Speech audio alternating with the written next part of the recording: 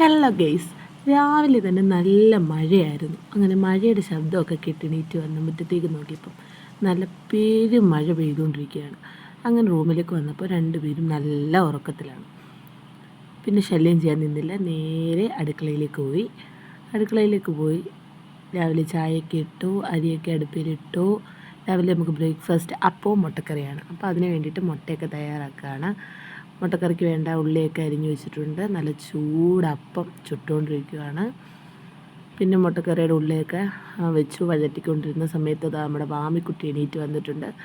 പുള്ളിക്കാരി നിർബന്ധത്തോടെ വന്നിന്ന് ഓരോന്നൊക്കെ പറഞ്ഞുകൊണ്ടിരിക്കുകയാണ്. പിന്നെ അവളെ കുളിപ്പിച്ച് റെഡിയാക്കി അംഗൻവാടിയിലൊക്കെ പോകാൻ വേണ്ടി ഒരുക്കി ഇരുത്തേക്കാണ്. അപ്പോഴും നിർബന്ധം പിടിച്ചുകൊണ്ടിരിക്കുകയാണ്. ഫോൺ വേണം, പാട്ട് കാണണമെന്നൊക്കെ പറഞ്ഞുകൊണ്ട് കൊടുക്കാത്തതിനെ നിർബന്ധമാണ് ഇപ്പോൾ ഈ കാണിച്ചുകൊണ്ടിരിക്കുന്നത്.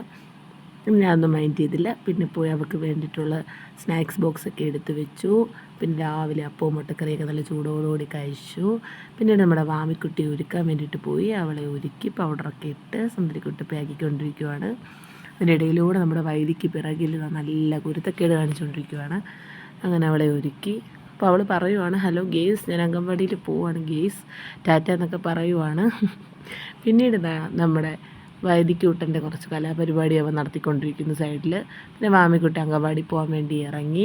വണ്ടിയിലാണ് വാമിക്കുട്ടി പോകുന്നത്. അങ്ങനെ അതിന് ചുറ്റും നിന്നെല്ലാം പരിശോധിച്ചുകൊണ്ടിരിക്കുകയാണ്. അങ്ങനെ അവളെ വണ്ടിയിൽ പിടിച്ച് കയറ്റി ഞങ്ങൾ നേരെ അംഗൻവാടിയിലേക്ക് പോയി.